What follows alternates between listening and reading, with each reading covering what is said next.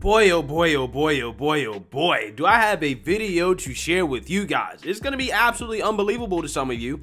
However, it is true. CNN calling out the Democrats' hypocrisy on the fact that they are allegedly paying for ads and propping up MAGA and American First candidates in the GOP primaries because allegedly, according to the Democrat Party, they're far right. Yes, the Democrat Party is allegedly meddling in the GOP primary to try to get MAGA Republicans to win the GOP primary so that the Democrats can face them in the general election. Now, the Democrats are doing this because, one, they don't really want to talk about inflation or the real issues or really campaign in a traditional way that's actually going to help them win votes, right? That's going to get the American people on their side. So they decide to use sleazy slimeball tricks in order to try to win.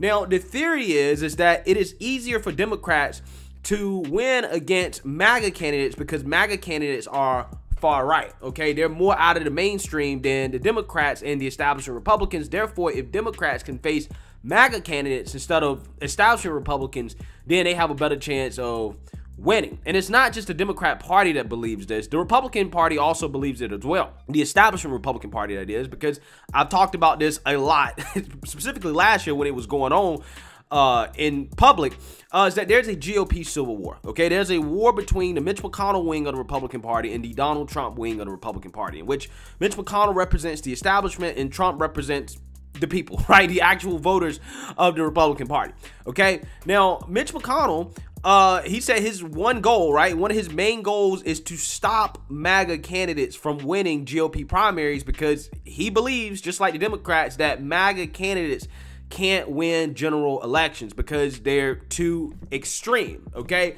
That is what Mitch McConnell believes, and that is what you're currently seeing happening right now. There's a fight between Trump-backed MAGA candidates and McConnell-backed establishment candidates, and we're seeing this play out all over the country, okay? And Democrats are meddling in this, allegedly, by paying for ads for some of these MAGA candidates so that they can beat the establishment Republican candidates in the primaries, and then they can face what they see is easier competition in the general election. Now, CNN here is going to call out the Democrats and their hypocrisy on this strategy, and it is absolutely glorious. So, without further ado, let's go ahead and get into this. Too, as we're seeing these races play out, is the way the Democrats are handling it. They're meddling in some of these Republican primaries, trying to prop up these candidates who they say are extreme, but are propping them up because they think they can beat them in a general election. Look what the Democratic Governors Association ran in Maryland, this ad. Meet Dan Cox, Donald Trump's hand-picked candidate for Maryland governor, 100% pro-life. He's fighting to end abortion in Maryland, and Cox will protect the Second Amendment at all costs. I mean, Larry Hogan, the Maryland governor, the Republican, said the Democrats are playing with fire. I mean, are they? Yeah, before this guy answers, I want to get my opinion on this question. First and foremost, did you notice the ad from the Democrats here? Okay, they're essentially trying to prop up a guy whom Republicans probably agree with for the most part, okay, in some of the issues, and they're trying to play up issues that, in my opinion, aren't really going to swing votes like that. For example, like abortion. The only people who care about abortion enough to vote on it as a single issue, right, to say, look, I'm going to cast my vote just based off this single issue, are liberal white women in blue states and blue cities and people who are vehemently against abortion, okay? There are people, a large amount of people that are simply like, no, I'm pro-life and I will vote based off of that, right? That single issue. There are people like that. More than you think. Being pro-Second Amendment, you know, I don't think that Democrats gonna vote off that as well either, right? If anything, it sounds like this ad may get more Republicans to come out and vote, right? Again, they're also trying to play up the fact that, well, he's associated with Trump. And it's like, okay, well, yes, Trump in and of itself, him running probably will get more Democrats to vote because Trump can rally people to vote on both sides, right? He's a double-edged sword. However, I don't think people feel the same emotion when it comes to somebody who's endorsed by Trump or that works with Trump, right? They tried this down in Texas, okay? Mara Flores flipped a deep blue district, a historically blue district, red, and her opponent, the only ads that he ran were ads about, well, she's friends with Trump, right? And they thought that that would work. And guess what? It didn't work, right? Calling people far right does not work, okay? If anything, it's going to backfire. Remember back in 2015, 2016, right? The whole establishment, including Fox News, nobody thought that Trump could win. Everybody laughed at the idea that Trump could actually win the GOP primary, let alone the general election, right? And when he was facing Hillary, everybody thought that Hillary was going to win in a landslide. Lo and behold, look where we are today, right? We have 4 years of Trump. Except unlike the last election, I think during the midterms of this year, people aren't going to vote with their emotions. They're going to vote with their wallets, which is a conversation that the Democrat Party doesn't want to have, which is why they're relying on slimy political strategies like this instead of talking about the real issues, because they can't win on the real issue. I mean, well, first of all, I think we need to acknowledge that it's a clear strategy, right? Because not only did we see it in Maryland, but we've seen it play out across gubernatorial races in several other states. Josh Shapiro running ads for Doug Mastriano in Pennsylvania comes to mind, for example. And look, they are trying to get the more extreme candidate to face the Democrat in the general election. They believe that it gives them a better chance. But of course, it raises the questions that Governor Hogan raised about them playing with fire and the dangers of this. If Democrats are going to say throughout these January 6th hearings that democracy is under attack, how can you then also go ahead and prop some of these candidates up? Ding, ding, ding, ding, ding. Right? CNN calling out the hypocrisy here. Republicans and MAGA candidates, especially MAGA candidates, okay, election conspiracy theorists, they are a threat to democracy. They're an existential threat, okay? So if that's the case, if you really believe that, why are you spending money trying to get them elected when there's a chance that they can actually beat the Democrat in the general election and then go on to become members of Congress? Again, it doesn't make sense. You can't square that, right? You can't square that. But the truth is that Democrats never believed this talking point in the first place, right? They never believed it. It's a huge risk. And it's not only a risk. We also know that, Democrats, their argument is that, look, this lane wouldn't even exist if it were not for Republicans not being strong enough in their condemnation of these types of candidates and for allowing this lane to effectively exist. But it is a risk. They've done this before, too. Democrats have. And Republicans sometimes meddle in Democratic primaries. Right. Democrats sometimes do that in Republican primaries. Can it work? And especially in House races, too, they're trying to do this. Yeah, it's interesting. Just about a month ago, Pelosi, and you know this better than anyone, told her caucus in a private meeting, we're not going to win on the democracy argument. We have very strong headwinds, and everyone's paying attention to inflation and the economy. Ding, ding, ding, ding, ding. Right? I tried to tell you. Democrats know that the whole democracy and the attack thing, it's not going to work. In fact, there was a poll, guys, that shows that more of the American people trust the GOP on democracy than the Democrats. And all the Democrats have talked about since January 6th is democracy, democracy, democracy. It's not working. The Democrats are embarrassing themselves, right? It is an absolute embarrassment, okay? They know what people actually care about. But again, they don't want to have that conversation because they don't have any solutions. And, that's what we should be sticking to, especially those frontline members. But you see it still happening. And a lot of those frontline members also say privately, well, I would much rather run against a super MAGA Trump acolyte because it just makes it easier. Yeah, it's not easy to talk about why is the economy failing? Why is the border failing? Why do we have a crime crisis? Okay, it's hard to talk about that when your party is currently running the country. Therefore, your party is responsible for a lot of these crises.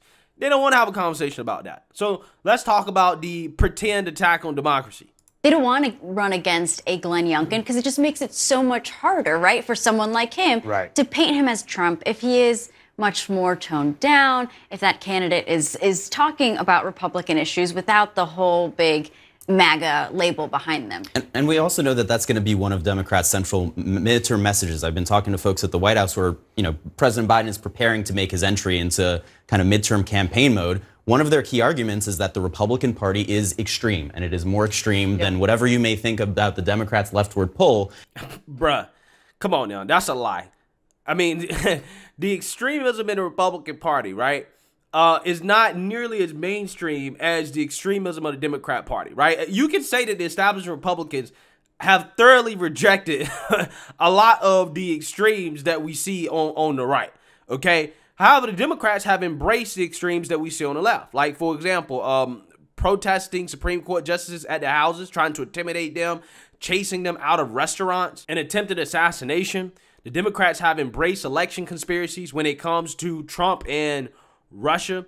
Democrats also have embraced far-left wokeness. We're talking about allowing teachers to have conversations with students about how they don't like the genitals that they were born with and sexuality and stuff like that. Democrats have embraced soft on crime, progressive criminal justice reform, okay? Democrats have embraced big spending, which is part of the reason why we have this inflation crisis. They're weak on the border. Yeah, Democrats, like, as a whole, like the establishment Democrat Party has embraced the extremism of the progressive left, much more than the establishment Republicans have embraced the extremism of the right. I don't even think that's an argument, to be quite honest with you. So again, when you're running on this idea that the right is too extreme, right? I don't think that's going to work because the left is way more extreme than the right, okay? But most importantly, the right does not act on their extremism the same way that the left acts on their extremism, okay? When the left acts on their extremism, it is a multi-year campaign, right? They're acting on it for years, okay? You'll get some spurts here and there from the right, but from the left, it's an actual extremist campaign that becomes very mainstream and out in the public for the American people to witness, like BLM riots, Antifa riots, the Roe v. Wade riots, etc., okay? That's the reality of the situation. And so having these kind of candidates certainly helps to play into that argument. Well, I mean, look, the challenge here and my question, and we don't have the answers yet. We won't until November. But in the past, it's been true that both parties have played this game. They've meddled in primaries. It's also been true that for the most part, those extreme candidates, like a Todd Akin in Missouri against Claire McCaskill, didn't actually go on to win. We're now in a much different political environment. And if you want to believe what Liz Cheney and what many of the people in the January 6th committee are saying, it's that everybody who cares about democracy needs to clean up their act and make that their #1 priority. And so that is my question for Democrats. It's like, okay, you've got this political message about our democracy and about what's important. Propping up these kinds of candidates like a Doug Mastriano in Pennsylvania or a Kari Lake potentially in Arizona, that is contrary to everything else that you are telling the American people about where you stand and what you believe and what's important. And if we end up, if it ends up that some of these extreme candidates that they've propped up get elected and actually do make moves in 2024 that jeopardize our presidential election process, like, they're going to have to answer for that. Yeah, it's not, well, I'm not afraid of that happening, okay? However, again, the overall point that she's making, again, is true. Right? How can you sit here and lecture us about the so-called attack on democracy and that these people are so dangerous, but yet you're paying for them to win elections? It doesn't make sense. It's almost as if, again, you don't actually believe the things that you're saying, right? Which is 100% what it is. They don't believe Trump is actually a real threat to democracy. They don't believe any of this. And in fact, they don't actually care about democracy, right? Because every time they don't get their way when it comes to democracy, they're boohoo whining and complaining about it, right? They actually hate democracy, okay? The Democrats' idea of democracy is, well, we just get our way, right? And if we don't get our way, then we're going to protest against democracy. While at the same time, coming out here and shouting that the other side, they're the ones that are actually really against democracy. It really blows my mind. Not just contrary, it undercuts the whole argument. It does. Yeah. I mean, when Democrats tell you that the greatest threat to democracy is Donald Trump-like candidates, and that the very fate of our republic rests on defeating them, and at the same time they're bolstering them for partisan advantage in a tight race, the first argument, both arguments can't be true. Right. Nope. And so it's Nope. you see why they're doing it, and you see their obvious strategic advantages and tactical advantages. They're more likely to win an election if they do And it'll it. probably work in most cases, but there is that. But it might not. That's the difference. And it's not just because some of our moms are listening, but in the back of my head, I always hear, like, be careful what you wish for. Yeah. Right? I mean, that's just the little thing that I just keep hearing on these arguments. Right. I mean, look, very I mean, clear. they wished to run against Donald Trump. Right, they do. And see what In happened. 2016, And look they, what we got. and they lost. And they can win again. It's certainly possible. Exactly. Exactly. I think this is going to backfire heavily on the Democrats, right? And then they're going to run around and complain about, oh my God, look, we have more Marjorie Taylor Greenes and Lauren Boeberts and Madison Cawthorns in Congress. Oh my God, democracy is under attack. And it's like, well, you helped fund some of these candidates. You helped get these people elected in the first place, right? What are you complaining about, right? Because apparently you wanted them to win, okay? Again, it is absolutely amazing to see CNN call out the Democrats on their hypocrisy when it comes to their messaging about how democracy is under attack, but you know, apparently it's not that big of a threat, not enough for them not to fund the so-called extremist candidates that are attacking democracy. Again, goes to show you guys once again how the Democrats simply don't believe their own messaging, right? They really don't. So let me know what you guys think. Make sure you like, comment, and subscribe. Most importantly, share a Black conservative perspective. Peace.